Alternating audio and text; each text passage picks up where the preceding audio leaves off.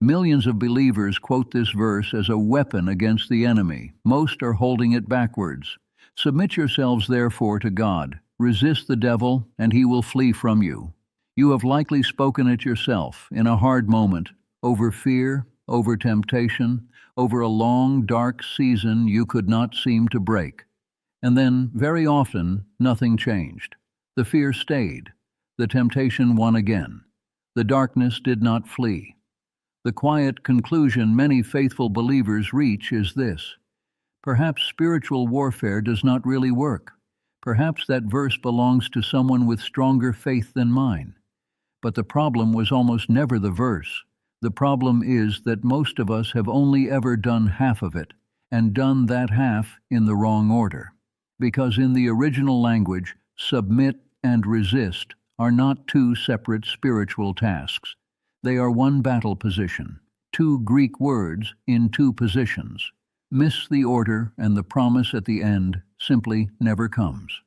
For most of us, submit to God lands as something vague and gentle. Be obedient, be humble, be a good Christian, a soft background instruction. Resist the devil lands as something else entirely, sharp, active, intense. We picture a confrontation, rebuking the enemy out loud, gritting our teeth against temptation and pushing back with everything we have. And so, without realizing it, we treat the verse as a single command: resist. With a gentle introduction we mostly skip past. We go straight to the fight. We try to push back the darkness by sheer willpower. We rebuke, we strain, we white-knuckle our way through the temptation, and we lose. Not because the enemy is so strong, because we walked onto the battlefield alone. The word translated submit is the Greek word hypotasso, and it is not a soft word. Its roots are in the army. Tasso was a word for arranging, ordering, drawing soldiers up into formation. Hypotasso means to take your appointed place under that order, to fall into rank beneath your commander. Read that again, because it changes everything. To submit is not to collapse. It is not to go limp. It is not the white flag of a defeated man. To submit is what a soldier does at the start of a battle, not the end. He steps into the line. He takes the position he has been assigned. He places himself under the authority and the protection of the one in command. Submission is not the surrender of the fight, it is the beginning of it. And now the second word, resist. In Greek, antistemi. It is also a positional word.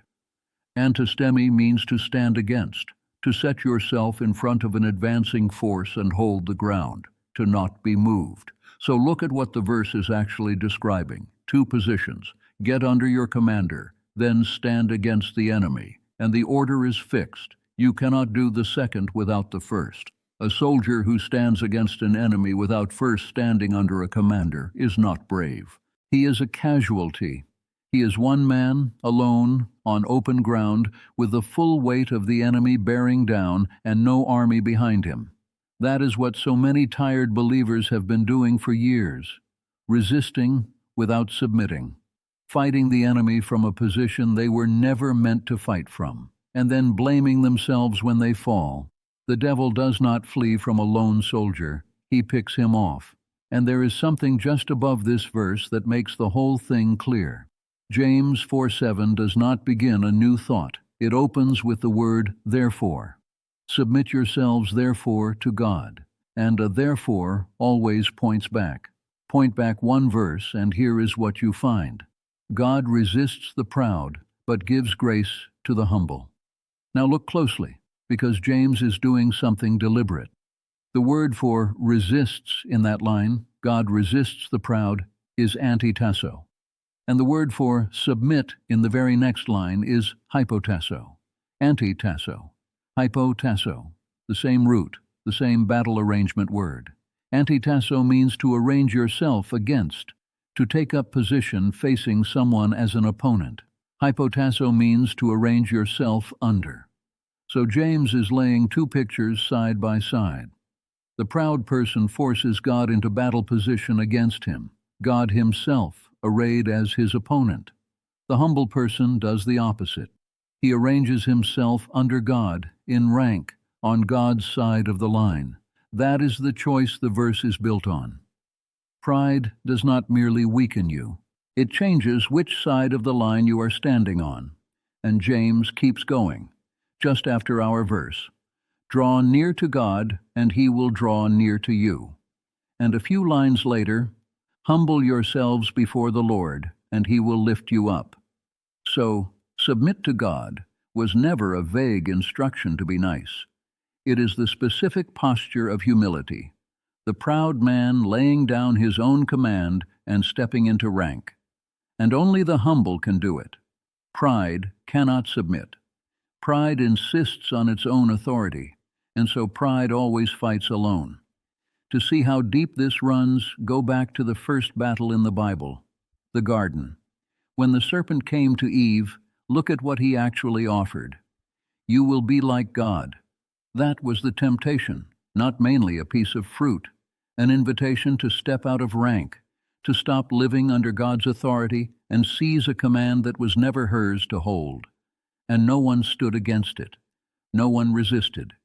Adam and Eve simply listened and stepped out from under God, and the line broke. The first human defeat was not a failure of strength. It was a failure of position. And go back further still. Why is there a devil at all? The New Testament gives us one quiet, piercing clue. Writing to Timothy, Paul warns against handing a new believer leadership too soon, in case he becomes puffed up with conceit and fall into the condemnation of the devil. The condemnation of the devil. Paul ties the devil's own ruin to one thing: conceit, pride, the refusal to stay under God. So understand what James 4:7 is really asking of you. Submit and resist. It is the exact reversal of the two things that built the fall, the devil's pride and humanity's stepping out of rank. The verse is not a technique. It is the undoing of the oldest defeat. Now watch this pattern move through Scripture. Job, a man under direct assault from the enemy. Behind the scenes, Scripture lets us watch the accuser ask permission to strike him, and his wealth, his children, his health are stripped away in a matter of days. And here is what is remarkable. Job never rebukes the devil. Job never even knows the devil is involved. Not once in the entire book does Job turn and address the enemy. What does Job do? He falls to the ground and worships. The Lord gave, and the Lord has taken away. Blessed be the name of the Lord. That is a man stepping into rank in the middle of total loss. Job resisted by submitting. He held his position before God when everything in him had reason to break formation. And the accuser? After chapter 2, he simply vanishes from the book. He is never heard from again. Job submitted to God, and the enemy left the field. Now move forward. A valley, 2 armies, and a giant. When David steps out to face Goliath, King Saul tries to dress him in his own armor, and David takes it off. He will not fight in borrowed equipment. But listen to what David does carry onto that field. Not confidence in himself. He shouts to the giant, "You come to me with a sword and with a spear and with a javelin, but I come to you in the name of the Lord of hosts."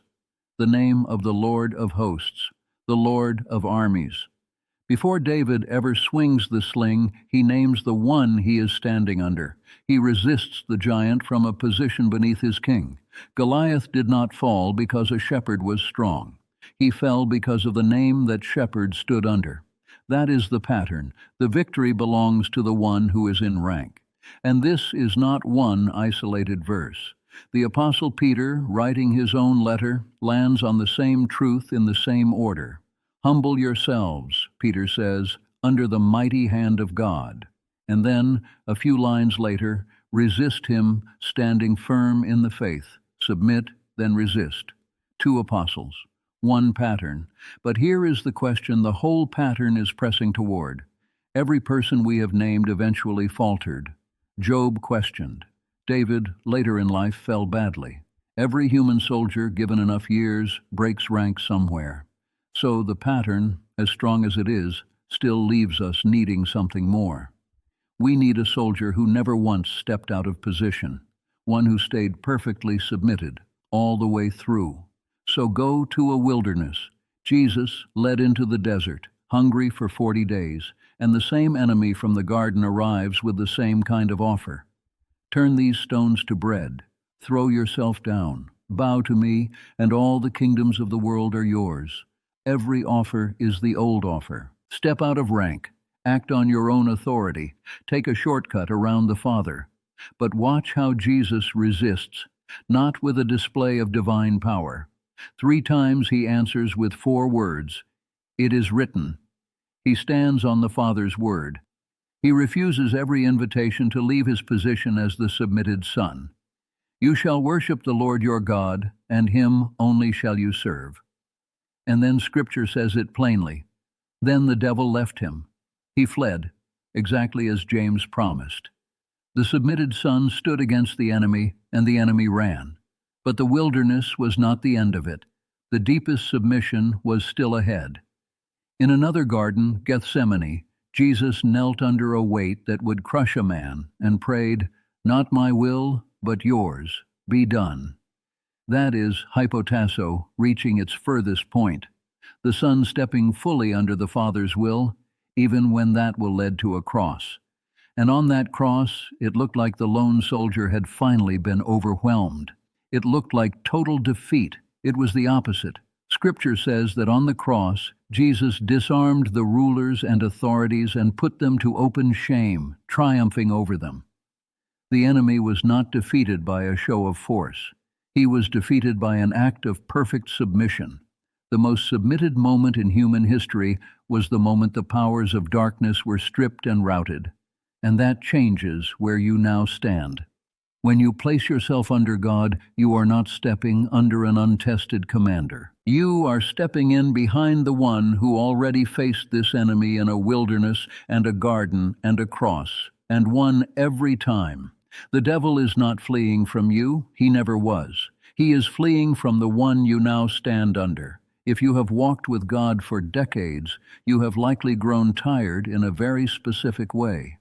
You have fought the same temptation or the same fear, the same ache in a marriage that has not healed, the conversation that has not happened in years, the distance that quietly became normal, the same dread that arrived with a diagnosis and never fully left the room. You have rebuked it, you have strained against it, and it keeps coming back. And somewhere along the way you began to believe the problem is simply you, that you are too weak, that your faith is not enough. Hear this carefully. The problem may never have been your strength. It may have been your position. You have been standing against an enemy without first standing under your commander. You have been fighting alone, and no one wins that fight alone. And for some of you, this lands on a tender place. You have been the strong one for a very long time, the one who carried the family, who held things together, who never let anyone see the strain. You have been your own commander for so many years that the thought of stepping under anyone, even God, feels almost like losing yourself. It is not losing yourself. It is the deepest relief available to a human being.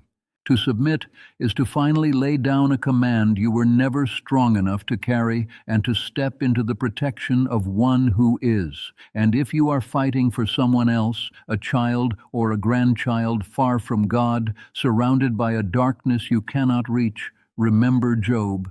You do not have to win the battle in the heavens. That was never your assignment, and it never could be.